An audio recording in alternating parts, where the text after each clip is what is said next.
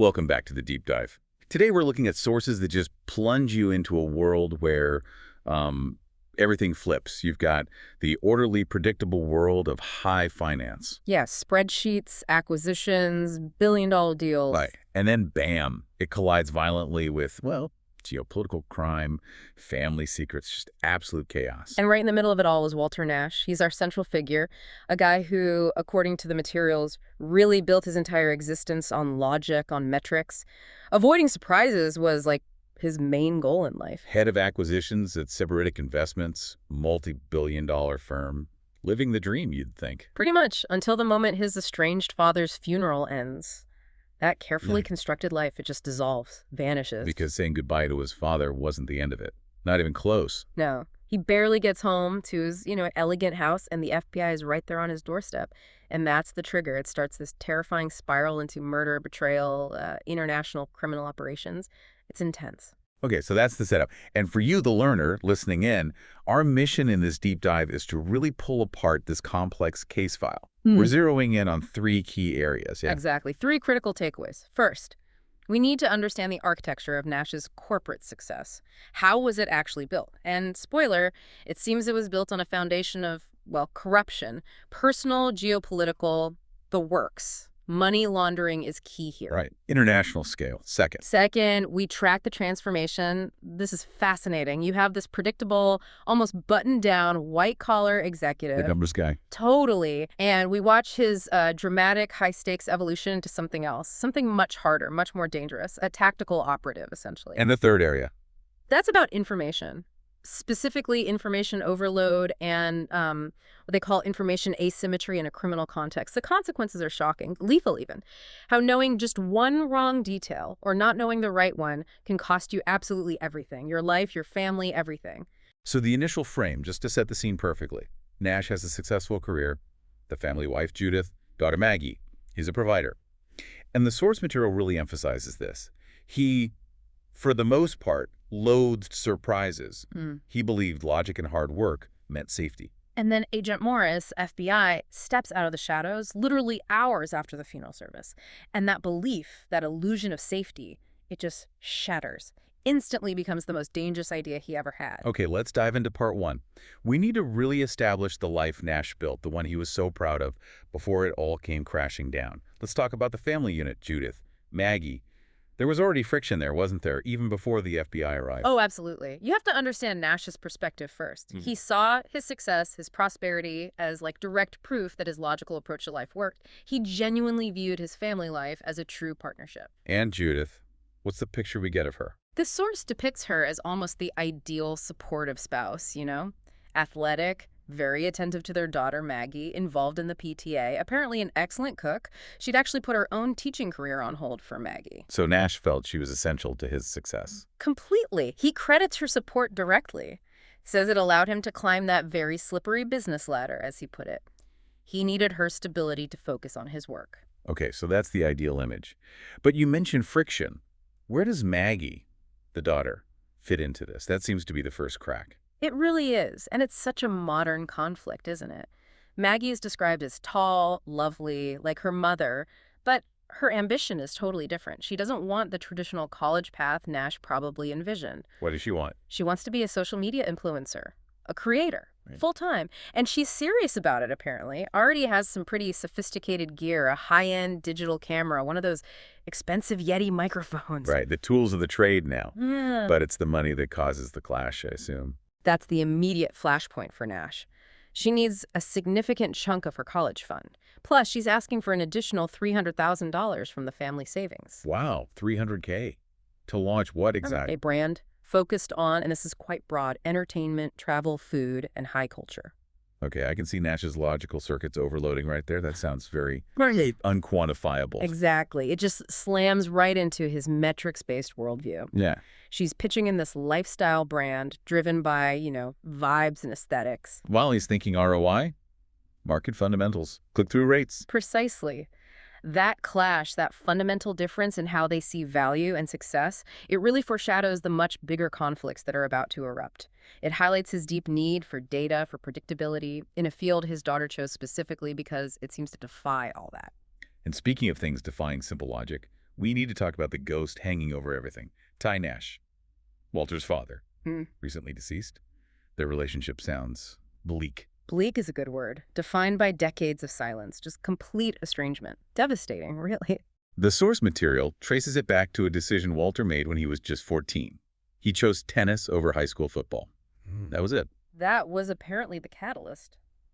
Nash, looking back, rationalizes it perfectly, of course. He was thin, didn't want to risk brain damage playing football for no compensation in return. Classic Nash logic. Self-preservation based on risk assessment. But why did that logical choice cause such a permanent break with his father? That seems disproportionate. Well, we don't get the full emotional context until much later in the source material, but it turns out Ty didn't see it as just choosing a sport. He saw it as a deep personal betrayal, a betrayal specifically against Nash's mother. His mother. It seems tennis was something Walter shared with his mother, an activity that bonded them. So when Walter quit, Ty interpreted it as Walter rejecting her, rejecting that bond. It's complex. And Ty himself sounds incredibly complex. A difficult man. Profoundly complicated, yeah. Morally contradictory. He was a combat veteran from Vietnam, survived Agent Orange exposure, carried permanent physical wounds from combat. His first wife committed suicide. That's a heavy pass. And he had strong views. Very strong, fiercely rational, almost aggressively so. He apparently believed the concept of God was for those who chose not to think for themselves. Very anti-religion. Okay, and then there's this detail about his best friend, Shock. Isaiah York. It's uncomfortable. It's jarring. Shock is black. Ty, his best friend, apparently used the N-word when talking to him. Regularly. And Shock just took it. Seems so.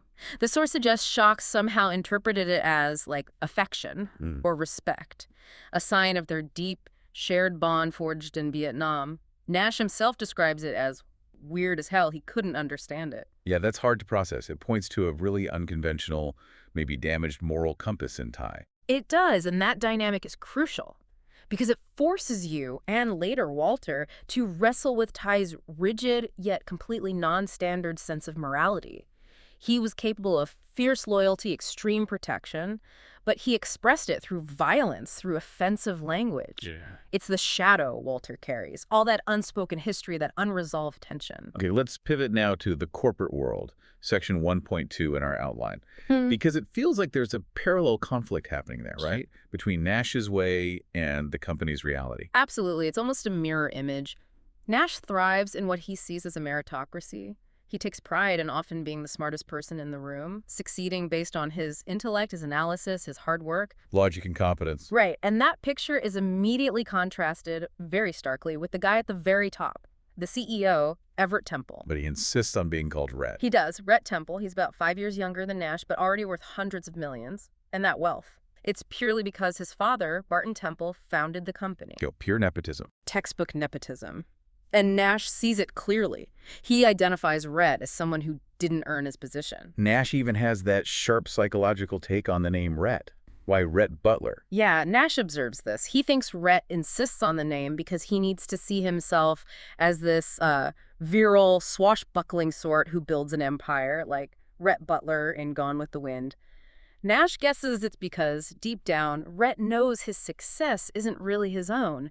He needs that invented persona. So Rhett's the figurehead, playing a role. Who's actually driving the business? Well, Nash clearly believes he is, at least in his division.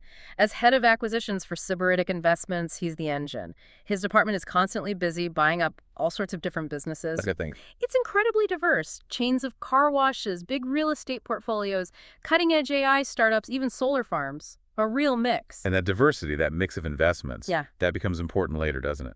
Critically important. That wide range, the sheer volume of deals across different sectors. It provides the perfect cover, maximum opacity. Ideal for, say, laundering large sums of money from illicit sources around the globe. But Nash doesn't seem to see that part yet, or chooses not to. So you have this clash. Nash's logical meritocracy versus Rhett's chaotic inherited power. And it boils over publicly at Ty Nash's funeral, section 1.3. Shock's outburst. Oh, it's dramatic. A complete public shaming. Shock, Ty's best friend, apparently stands up and just booms this condemnation, and his gaze is locked right on Walter Nash. What did he say? Something like, people like Walter never should be sitting their damn asses down on these fine pews. A direct accusation right there in the church. How did Nash react? He was paralyzed, couldn't move, couldn't speak. The source says he just fixated on his watch, timed the whole service. 1 minute, 53 seconds flat. Trying to control the uncontrollable through observation. Yeah. Measuring the chaos. That's exactly how it reads, his coping mechanism. But amidst all that verbal abuse, that public humiliation, one tiny piece of information cuts through. Something unexpected. What was that? Shock in his rant apparently implied that Ty Nash, Walter's estranged father, had actually called Walter smart. After decades believing his father despised him, saw him as weak for choosing tennis. Exactly. Decades of silence, interpreted as contempt. And suddenly, this hint that maybe, just maybe, Ty respected his intelligence after all. It completely shatters Nash's long-held story about their relationship. That single word, smart, delivered in anger, plants a seed of doubt. And there's one other person mentioned at the funeral, Rosie Parker. Yes, Rosie Parker. Described as Ty Nash's partner and lover, she works at the VA, the Veterans Affairs Office. She's present, part of this tangled legacy Nash has just inherited. So the stage is set. This carefully controlled world of spreadsheets and corporate deals has just been violently breached by the messy, unpredictable, secretive past of Ty Nash and the FBI. They're waiting in the wings, ready to exploit that exact vulnerability. And they move fast. Section 2.1. Special Agent Morris shows up at Nash's house, almost immediately after the funeral. Straight into the fire. What's Morris's opening move? He immediately takes Ty Nash off the table, disarms Walter's likely assumption. Morris says his presence has actually nothing to do with your father. So it's not about the messy family stuff. Nope. The target isn't the dead father. It's the living, breathing corporation. Sybaritic Investments. Where Nash is head of acquisitions. What's the accusation? Morris lays it out bluntly. The CEO, Rhett Temple, Nash's boss, he's a criminal, consorting with very dangerous people, international players. Okay, and the FBI's proposition? They want Nash. They want the ultimate insider, the meritocrat, the guy who understands the numbers, the deals. They want him to be their mole. An informant inside Sybaritic. Wow. That immediately catapults Nash way outside his comfort zone, doesn't it? From corporate strategy to active espionage. Instantly. It's existential risk, right there on his doorstep. And Nash's first thought, his immediate reaction, it's not about the company or the law or even himself. It's his family, Judith and Maggie. Protection. What does Morris offer? The standard package, but it's a life-altering one. WITSEC, the Witness Protection Program. For him, Judith, and Maggie. New identities, new lives. Everything new, but it comes at a massive cost. They would have to give up everything, their wealth, their beautiful home, their friends, their entire established lifestyle. Yeah. The very prosperity Nash worked so relentlessly to build for them, that's the price of safety. Morris must have had a sales pitch ready, though. How does he try to convince Nash? He appeals to Nash's sense of duty, maybe his ego. The source calls it appealing to his Eagle Scout side. Morris frames it as a chance to be a hero. He says, to serve your country and to right a terrible wrong. Patriotism, morality, the big picture. But Nash isn't really motivated by abstract ideals, is he? His whole character is built on calculation. Exactly. He's driven by risk assessment, cost versus benefit. And in Section 2.2, we get this fascinating glimpse inside his head. He starts doing a mental pro-con list, trying to apply his executive decision-making process to this life-or-death situation. Like a business analysis, but for espionage. Pretty much, but he's terrified. He won't even write it down. Too risky. He does it all mentally. And what's the balance? Does the hero argument win? Not even close. The list is completely skewed against the FBI. He really struggles to come up with pros. What does he list as pros? Okay, first, avoiding prosecution himself if or when Sybaritic gets indicted, self-preservation. Second, the knowledge that he did the right thing, that moral satisfaction Morris pitched. And then he stalls. He literally can't think of a third solid reason for doing it. Okay, only 2 pros, and one is just not getting caught. Yeah. What about the cons? Oh, the cons flow easily. Instantly, he lists 6, maybe more. Number 1, getting killed while he's snooping around inside the company. Very real possibility. Number 2, getting screwed over by the FBI. They use him, then prosecute him anyway. He clearly doesn't trust them. Understandable. What else? The impact on his family. He knows Judith and Maggie would never forgive him for destroying their lives, for dragging them into WITSEC. That weighs heavily. And then there's the long game. What if he does everything right? Goes into WITSEC, and the really dangerous people, Rhett's associates, get away. They could find him later, kill him after he thought he was safe. So the analysis is overwhelmingly negative. His own logic tells him not to do it. He trusts his calculations far more than the government's promises. Absolutely. The risk far outweighs the potential reward in his structured view of the world. And that danger, the risk he's calculating, it's immediately made concrete when we get a look inside the Temple family dynamics. Section 2.3. Rhett might be CEO, but he's clearly not the one pulling the strings. No, that hierarchy is crucial. Barton Temple, the founder, Rhett's father, he's the real power. We see him summon Rhett to his mansion, and the description of the place is just dripping with obscene wealth, right? Cathedral-sized oak doors, a butler flown in from the Savoy Hotel in London. Establishing dominance through luxury. Exactly. And Barton proceeds to humiliate Rhett. He scolds him for skipping Ty Nash's funeral, and then he delivers this killer line, cementing Nash's value to the real boss. Barton calls Walter the best damned hire I ever made, and that includes you. Ouch. So Barton sees Nash as the essential brain, and Rhett as what? A useful puppet. That's precisely the dynamic. Rhett is the conduit, the manager, maybe the fall guy. Nash is the asset Barton values. And Rhett himself seems barely functional, doesn't he? We see his lifestyle. Yeah, he's portrayed as needing stimulants. The source mentions the pulse of the Coke pop wore off. He relies on it. And his relationships are purely transactional, exploitative, like his encounter with a blindfolded woman named Laurel. Tell us about that. What does it reveal? It's grim. She charges $2,000 for just 10 minutes of her time, and she only keeps 30%. The other 70% goes to people. It's a stark look at the economics of the underworld. Rhett inhabits. People are commodities. And Rhett uses Laurel not just for immediate gratification, but later he uses her to create an alibi for himself. Shows his manipulative nature. But the source gives us one moment, just a brief one, where Rhett seems almost human. It's a really important contrast, yeah.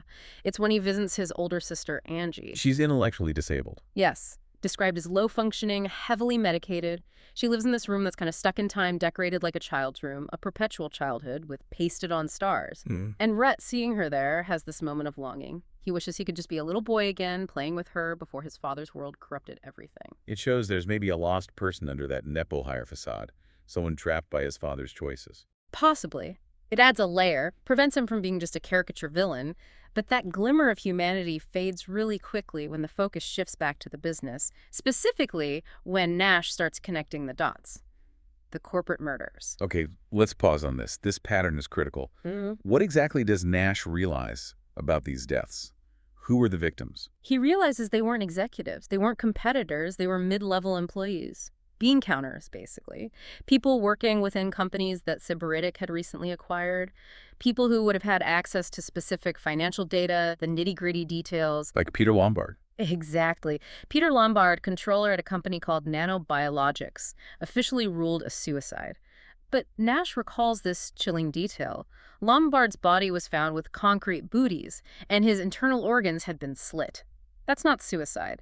That's a brutal execution made to look like a drowning. A professional hit. Who else fits the pattern? Then he thinks about Alexandra Singer. She supposedly just fell off a cliff while hiking at the Grand Canyon. Plausible deniability. And Danielle Cho, shot and killed in a home invasion that was never solved. All mid-level, all at acquired companies, all with access to financial records. That's the terrifying connection Nash makes. These weren't random tragedies. It's a pattern. The organization, whoever Rhett is working with, is systematically eliminating anyone who might accidentally stumble upon the financial fraud, the money laundering hidden within these acquisitions. That's when the FBI's warning becomes chillingly real for Nash. He's not just being asked to spy, he's being asked to enter a world where finding the wrong number gets you killed. And because Nash now understands the immediate lethal risk, the FBI decides they have to give him the bigger picture. Section 3.1. This isn't just about Rhett Temple skimming profits. This is way bigger. This is where the geopolitical scale comes in, right? Who's really running the show? The organization, the entire criminal enterprise, is controlled by a woman named Victoria Steers. And her backstory, as presented in the source, is wild. Her mother, Masuyo, was apparently a Chinese Communist Party agent planted in Japan. But she went rogue, broke away, and built this massive criminal empire, this behemoth herself. Okay, so second-generation criminal mastermind. And now Victoria Steers, the daughter, is in charge. Yes, and she's apparently allied herself back with Beijing, but not out of loyalty. Her goal, according to the FBI briefing Nash receives, is explicitly to bring this country, the U.S., to its knees. It's strategic destabilization. And the weapon she's using is? The opioid crisis. Weaponized fentanyl and synthetic opioids, they're using the drug trade not just for profit, but as a tool to inflict maximum damage on American society. How are they doing that? The numbers are just staggering. The FBI tells Nash that Steers' operations are directly responsible for a huge chunk of the nearly 100,000 overdose deaths happening annually in the U.S. at that time. It's not just selling drugs, they are deliberately lacing pills with fatal doses, making them more lethal. That's horrifying. It's like targeted killing on a mass scale, disguised as addiction. Genocide by balance sheet, as you said. Precisely. It's cold, calculated, and incredibly profitable. Okay, let's break down those economics. This is where Nash's world of finance intersects directly with this criminal underworld. Why is fentanyl so attractive to an organization like this? The profit margin is almost unbelievable. The source mentions a 5,000% return, potentially much higher.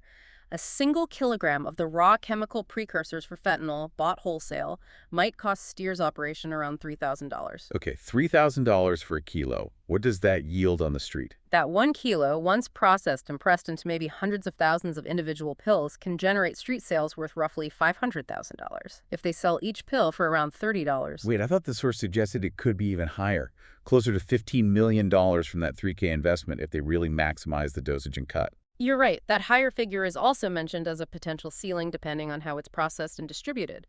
The point is, the return is astronomical either way. And this illicit trade, just the fentanyl part, is estimated to be generating something like $40 billion a year globally. Huge money. Where are the raw materials, the precursors, coming from? This is key to the geopolitical angle. They're coming primarily from China, specifically the chemical industry in Hebei province. And often, the suppliers are state-owned or at least state-connected companies. So China is facilitating this, even while they crack down on fentanyl domestically. That's the contradiction highlighted in the source. China executes its own fentanyl dealers, but seems to allow or even help the precursors flow out to operations like Steers. The FBI suggests they even help ensure the product gets through U.S. customs safely. It points to tacit government support for an operation aimed at harming the U.S. Okay, so Steers generates billions from poisoning Americans with China's help. How does that money get cleaned? How does it get back into the legitimate financial system? This is where Sybaritic comes in, right? Exactly. China itself is a major hub for laundering these billions, and Barton Temple, Rhett's father, was the key connection. He used Sybaritic Investments, specifically Nash's busy acquisition division, as the primary vehicle to wash that dirty drug money. How did that work mechanically? Did Nash find proof? Yes, later on, Nash pieces it together by looking back at the financials of one of the murdered employees' companies, Daniel Cho's firm, PLA Corp. He finds the classic signature of sophisticated international money laundering. What did he see? He saw a massive promissory note for $100 million. But it wasn't issued to the company Sybaritic was actually buying, which was based in Hong Kong. Instead, the note went to another company with an almost identical name. What was the difference in the names? Just the legal structure designation at the end. One was an LLC, a limited liability company. The recipient of the note was an LLP, a limited liability partnership. Okay, for those of us not in high finance, why is switching from LLC to LLP such a huge red flag for laundering? It's a deliberate trick. It exploits legal loopholes and differences in disclosure rules between entity types, especially across different countries like the US, Hong Kong, maybe shell companies in the Cayman Islands.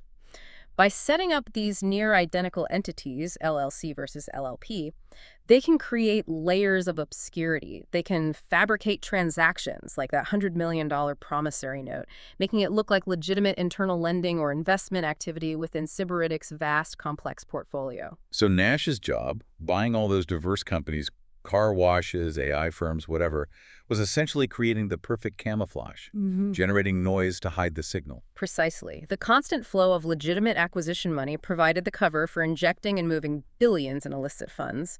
Barton Temple was using Nash's skill, his division's activity, for a criminal purpose. Okay, now the FBI strategy makes complete sense. Why they need Nash specifically. Right. They tell him they're shifting tactics. They'd been going after the low-level bean counters, the accountants who found discrepancies. But Steers' organization just killed them off. Lombard, Cho, Singer. That pattern. Yes. So the FBI's new plan is to use Nash, a high-level source, someone inside the executive suite, specifically to disrupt that pattern, to throw Steers off balance. Nash isn't a bean counter. He's a strategist. He's the variable they don't expect. He's much more dangerous to them. But just as Nash is grappling with this massive geopolitical conspiracy and his role in it, his personal life completely implodes. Section 3.2, it starts with Maggie again, right? Her influence or proposal. Yeah, the friction that was simmering just boils over. Nash confronts Maggie about her plan, and he's brutal. Pure Nash logic, zero empathy. What does he say to her? He basically dissects her dream with cold, hard numbers. He tells her the influencer industry isn't the Wild West anymore. It's mature, dominated by metrics. He even pulls out an example of some creator with 2 million followers who only made $10,000 a year after expenses. Ouch. That's harsh. He dismisses her focus on lifestyles of the rich and famous as unrealistic and tells her she should focus on what her generation really needs, which he thinks is life balance. It's condescending and completely crushes her pitch. Professional cruelty, really. And this happens right before he discovers the ultimate betrayal. Almost immediately after. Nash, remember, is already feeling uneasy. He started quietly interviewing with competitors, like a firm called Black Cliffs. But Rhett Temple finds out Rhett seems to be monitoring Nash closely. Rhett doesn't want to lose his best acquisition guy. No way. Especially not now. So Rhett makes a counteroffer, a big one. A substantial raise, like a 15% salary bump, plus a huge extra bonus, $500,000. And he specifically earmarks that bonus for Judith's upcoming trip to Asia, trying to buy Nash's loyalty by funding his wife's vacation. Okay, that's slimy. But how does Nash figure out about the affair? Rhett didn't just confess, did he? No, it was information asymmetry again. Rhett makes a mistake. Trying to seem like an insider, trying to bond with Nash maybe, he casually mentions knowing about Ty Nash's Agent Orange settlement from the government. And that settlement was private information. Extremely private. Nash had only ever told 2 people, Judith and Maggie. It had absolutely no relevance to Sybaritic's business. So, Rhett knowing that detail, there was only one way he could have learned it. From Judith. Confirming the affair. Instantly. In that moment, Nash knows. His wife has betrayed him with his boss, the nepotistic criminal he despises. And we get Judith's perspective later. She calls Nash her rock, But she also says he's too damn predictable. That predictability, the very quality that made him successful and stable, is apparently what drove her to Rhett's chaos. It's a devastating irony. So Nash is betrayed on all fronts, professionally, personally. What's his decision now about the FBI? The betrayal cemented, survival kicks in, vengeance maybe. He decides he will work with the FBI. He'll become their mole. But he makes a crucial, controlling decision. He won't tell Judith or Maggie, not yet. He wants to protect them by keeping them in the dark. Or control the narrative. His plan is to complete the mission, gather the evidence, maybe secure a large amount of money somehow, and then tell them right before they all disappear into Witsec together. He still thinks he can manage the outcome, protect them on his terms. But the criminals, Steer's organization, they move faster than he anticipates. Section 3.3. His plan falls apart catastrophically. Completely. It starts with Maggie. She has a huge fight with Judith when Judith comes home late one night, smelling of Rhett's expensive cologne. Maggie is furious, accuses her mother of being with another man. And then Maggie disappears. Vanishes from the house. The police find signs of forced entry. The rear laundry room door was broken in. Kidnapped? And the frame-up against Nash begins immediately. It's sophisticated. It's a masterclass in criminal tradecraft designed to be airtight. Nash learns a crucial detail from the security guard at their gated community, a guy named Billy Adams. Adams tells Nash about seeing fake cops in a police car around the time Maggie disappeared. Fake cops. How do they operate? They used a bogus 911 call, what's known as a swatting attempt, a fake emergency report. This tricked the gate guard into letting their car through security without the usual checks or suspicion. It's a chilling logistical detail. Neutralize the system's protocols before committing the crime. Get inside cleanly. But Adams is the only witness to these fake cops. And that makes him a liability. Shortly after talking to Nash, Billy Adams is run off the road. Killed. Made to look like an accident. And the police investigation points directly at Nash. Meticulously, forensically sound. They find paint transfer on Adams' wrecked car that perfectly matches Nash's Range Rover.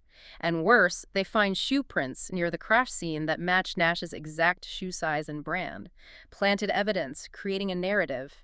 Nash silenced the witness. But the truly devastating blow is Maggie. What happens to her? She's forced, under duress obviously, to record a video, a confession. In it, she accuses her own father, Walter Nash, of molesting her over a long period. Oh my God. That's horrific. How does Judith react? Judith is already in shock, grieving, probably self-medicating with pills Rhett is likely supplying.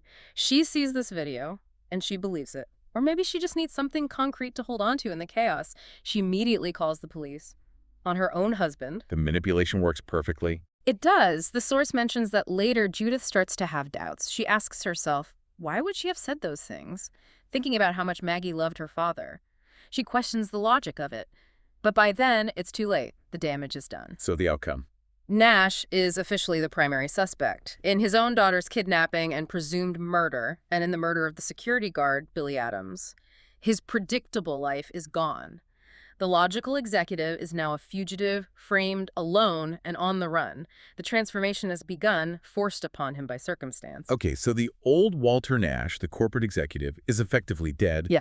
Hunted, framed, family destroyed. He's a fugitive. Where does he turn? Who can possibly help him now? Ironically, he has to turn towards the very legacy he spent his adult life trying to escape, his father's world. The first stop, section 4.1, is Ty Nash's lawyer, a man named Mort Dickey. Why the lawyer? Legal help. Not exactly. It's about Ty's will, his final instructions.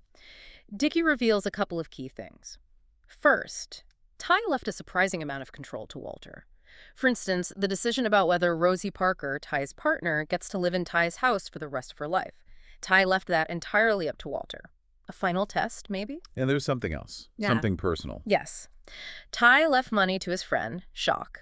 And crucially, he provided Nash with a code to a safe containing effects that belonged to Nash's mother, and a sealed letter from Ty to Walter. The letter explaining the estrangement. Exactly. Nash finally reads it, and it confirms what we suspected earlier.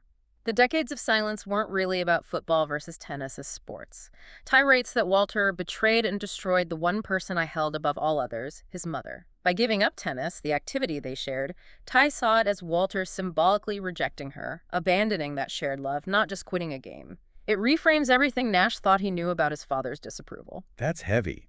So armed with this new painful understanding, where does Nash go? He seeks out the only person left from his father's world who might understand the danger he's in. Shock. Isaiah York. He finds refuge at Shock's remote training facility. And Shock helps him, even after the scene at the funeral. Yes. Shock seems to grasp the situation immediately. He offers not just shelter, but a kind of philosophical guidance. He actually praises Nash, saying, "Your country needed you, and you stepped up to the plate." He frames Nash's desperate situation as a form of service. And he introduces Nash to Ty's combat philosophy, the key to survival. Right. Shock explains the core principle Ty lived by, something Ty taught him during the brutal combat in Vietnam. To survive, especially when facing overwhelming odds, you cannot view your enemy as human. You must see them only as obstacles, objects to be overcome, removed, neutralized. That's a radical psychological shift for someone like Nash. It's huge. Shock explicitly warns Nash about this. He says the biggest wall Nash has to break through isn't physical strength or tactical skill. It's his own humanity. That ingrained instinct to hesitate, to feel empathy, to doubt the necessity of lethal force, that's what gets soldiers killed, Shock implies. So to survive and fight back against Steers and Rhett, Nash has to fundamentally change how his mind works, shed the morality of the civilian world. Completely. He has to override decades of programming, the rules of the corporate world, the ethics of a law-abiding society. He spent his career analyzing financial risk based on data and contracts. Now, Shock is telling him he needs to analyze human threats purely as tactical problems, without the constraints of law or conventional morality. He needs to become like his father. In a way, yes. A cognitive mirror, violently effective when necessary, driven by a rigid internal code now focused on survival and vengeance, capable of immediate, decisive, lethal action. Shock reinforces this by telling Nash a story about Ty's own brand of extreme violent morality. What story was that? Shock reveals that back in Vietnam, he was wounded, needed a blood transfusion urgently, but the field doctor was apparently a KKK member and refused to allow a white soldier to donate blood to save a black man like Shock. Jesus. What did Ty do? Ty Nash physically assaulted the doctor, beat him senseless, risking court-martial, prison, everything to save Shock's life.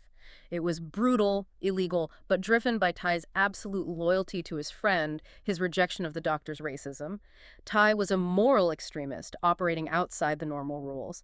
And Shock is essentially telling Walter, that's what you need to become now. Okay, so the psychological reprogramming starts. Then comes the physical transformation, section 4.2.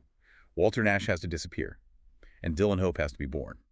This isn't just a fake ID, is it? No, it's a total rebuild. Systematically weaponizing him, physically, legally, visually. The physical training under shock is intense. Brutal. What does it involve? Nash is described as being 6'3", but only 165 pounds initially. Skinny. The goal is to pack on muscle, fast. Shock puts him on a 4,500 calorie a day diet, emphasizing protein 1 gram per pound of target body weight. He's aiming to get Nash up to around 215 pounds of lean, functional muscle. And the combat training. It's not traditional martial arts. It's CQC, close quarters combat. Techniques designed for brutal efficiency in tight spaces. Knife fighting, improvised weapons, disabling opponents quickly and decisively. Shock also throws him in a swimming pool with weights tied to him. Tells him, "You'll be a fish by the time I'm done with your ass." Learning survival swimming, how to function under extreme physical duress. And there's the visual transformation, the tattoos. That sounds extreme. It is. It's a core part of erasing Walter Nash and creating the persona of Dylan Hope. It requires general anesthesia because it's a marathon session, 9 hours, with 4 tattoo artists working simultaneously. Covering his whole body. Pretty much. His head is shaved to become part of the canvas. The designs are symbolic, aggressive.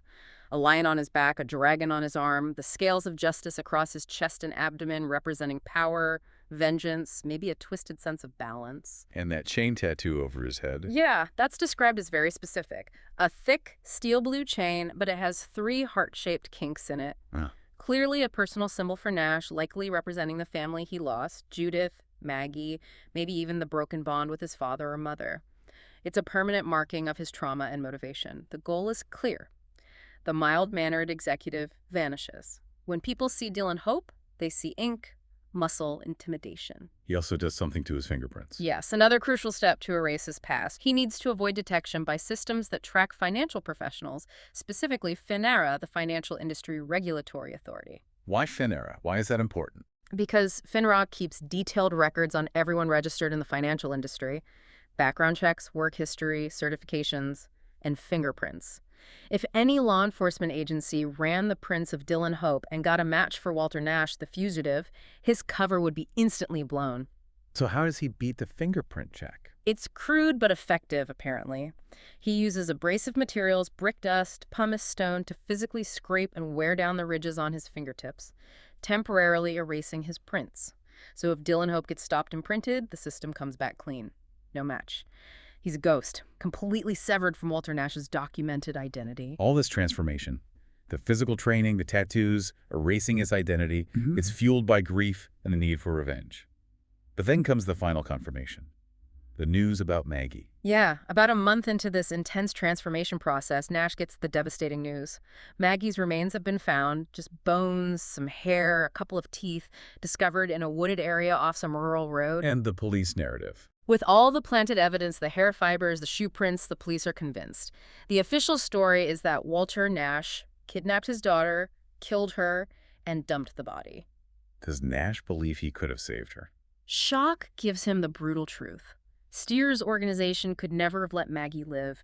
She was the key witness who could expose the fake confession video. As long as she was alive, she was a threat. Her death was tragically inevitable once they decided to frame Nash. So that's it. His daughter is confirmed dead. His wife believes he's a monster. His old life is gone. His identity erased. What's left for him? Nothing but the mission. Revenge. Restitution, maybe. He now operates with what you might call the ultimate freedom. Absolutely nothing left to lose. He is fully committed to becoming the weapon Shock trained him to be. And the opportunity to use that weapon to infiltrate finally presents itself. Section 4.3. Things get chaotic back at Sybaritic Investments. Very chaotic. First, Barton Temple, the patriarch, the real power, dies. Now, natural causes. Not according to the source. It suggests Rhett was involved. Rhett was apparently helping Barton's latest wife, Mindy, cheat on the prenup. To avoid the financial fallout if Barton found out, Rhett allegedly pushed his own father off a balcony. Murder disguised as an accident. So Rhett thinks he's finally free, in charge. Not quite. Barton gets the last laugh, even from the grave. His will is read, and it's a final insult to Rhett. Barton explicitly names Walter Nash as the new CEO of Sybaritic. Walter Nash, the fugitive. Yes. And he even puts in a backup, a lane fix. But the will specifically excludes Rhett, calling Sybaritic a sinking ship under his leadership. It's designed to humiliate Rhett one last time. Yeah, does Rhett get control back then? He has to resort to something truly desperate and ethically vile. He uses the trust fund set up for his intellectually disabled sister, Angie. He somehow leverages her assets, her voting shares maybe, to regain control over the board and install himself as CEO again. It shows how ruthless and cornered he is. Okay, so Rhett is back on top, but shaky. And now Dylan Hope makes his entrance. How does Nash get hired? It's a perfectly timed, seemingly chance encounter. Rhett and Elaine Fix, the backup CEO candidate, are together somewhere when they get ambushed, attacked by hired thugs. Who sent them? Apparently, Fix's husband sent them. He was furious because Rhett had been sleeping with Elaine. Classic corporate sleaze turning violent. And Nash intervenes. Nash, now fully transformed into Dylan Hope, 215 pounds, covered in tattoos, speaking with a deep drawl, just happens to be there. He steps in. And he uses the CQC training shock drilled into him. He doesn't just stop the attack, he executes the moves perfectly, clinically, severely injuring the attackers. He saves Rhett's life. And Rhett is impressed. Deeply impressed, and probably scared. He sees this incredibly capable, incredibly violent man who just appeared out of nowhere. Rhett is desperate for protection, for loyalty he can control. He hires Dylan Hope on the spot, personal bodyguard, gives him a company Porsche, generous salary. Nash has done it. The weapon is inside the enemy camp. And once inside, Nash, as Dylan Hope, gets a front row seat to the wreckage of his former life. Section 5.1, he actually goes back to his old house, accompanying Rhett. What's the scene like there? It's bleak. The house, once elegant and immaculate, is described as squalid. Trash overflowing, dishes piled up. Judith is clearly depressed, visibly struggling, and she's addicted to pills likely supplied by Rhett to keep her compliant or numb. Does she still believe Nash is guilty? She's starting to doubt. She actually says to Rhett she doesn't think Nash could have been a molester. She remembers how much Maggie loved her father. That little flicker of doubt, that returning clarity, it actually makes her dangerous to Rhett and Steers. And she figures something out about Nash. Yeah, she connects a couple of dots. Rhett must have let slip something about shock, maybe mentioning the name from Ty Nash's letter or funeral. Judith realizes that means Rhett knew Nash personally. Maybe they were friends before everything fell apart. She deduces Nash must have gone underground, not just fled. What does she do with that information? She tries to help Rhett find Nash, ironically. She gives Rhett the address for Rosie Parker, Ty Nash's partner, thinking maybe Rosie knows where Nash is hiding. But Nash anticipates this. He has to. He needs to protect his cover. He manages to warn Rosie Parker beforehand. So when Nash, as Dylan Hope, and Rhett show up at her door, Rosie plays innocent perfectly. Denies knowing anyone named Shock, denies knowing anything about Ty Nash having an estranged son. She shuts that lead down, protecting Nash's hidden identity. Okay, so Nash maintains his cover, but meanwhile the FBI investigation is stalling. Section 5.2. Right. Nash makes contact again with Agent Morris using secure channels, and Morris confirms the full extent of the forensic frame-up. It's chillingly detailed. What specifics does Morris provide? Morris confirms they found hair from Nash's own hairbrush planted in Maggie's bed. Fibers from Nash's clothes were also found there. Even more damning, one of Nash's hair fibers was found with Maggie's remains at the dump site, and his shoe prints were definitively placed at Billy Adams' murder scene. The physical evidence against him is overwhelming, meticulously crafted. The FBI knew he was framed, though. Morris and his superior, Deputy A.G. Duvall, say they anticipated Nash might go underground like this, that they had contingency plans. But they also warn him. Without him actively feeding them intelligence from the inside, their momentum is stalling. Resources are limited. The official narrative, Nash the monster, is hardening. They need him to deliver. And the danger level escalates again, specifically for Judith. Yes. Nash overhears a conversation. It's between Rhett and a key Steers operative named Lynn Ryder. Ryder knows about the FBI's initial attempt to recruit Nash as a mole. They're discussing Judith. Whatever. They know she's starting to doubt Nash's guilt. Ryder comments on this and also on Judith's increasing pill use. And then Ryder says something terrifying. Judith's addiction is useful. Useful. How? It means she's vulnerable, easy to discredit if she starts talking, or even worse, easy to eliminate. An arranged overdose would look plausible given her state. Judith has become a loose end that needs tying up. So Nash realizes they're going to kill her. He knows it's imminent. He has to break cover, risk everything to save this last piece of his old life. And right on cue, Steers assassins arrive at Rhett's mansion. They're described as Asian professional CQC experts. Their target, Judith. What does Nash do? He intercepts them, pure CQC training kicks in. He shoots one assailant in the head immediately, then engages the other two. They're highly skilled, and he realizes he can't fight them effectively while also trying to protect Judith, who's caught in the middle of the chaos. He has to make a choice. A brutal tactical choice.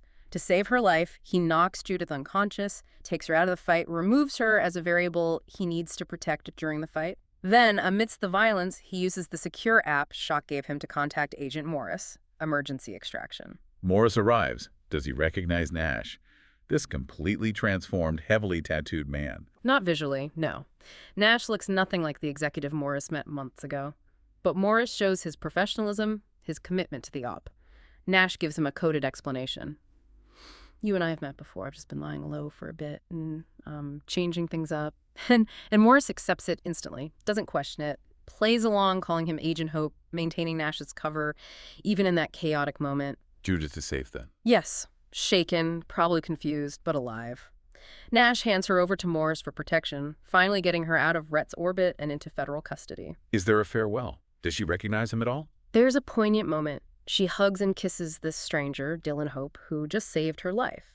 But the source says she gives him this deep, searching look before Morris takes her away. Like she senses something familiar, feels the intensity, the sacrifice in him, maybe recognizes the ghost of the man she knew even through the disguise.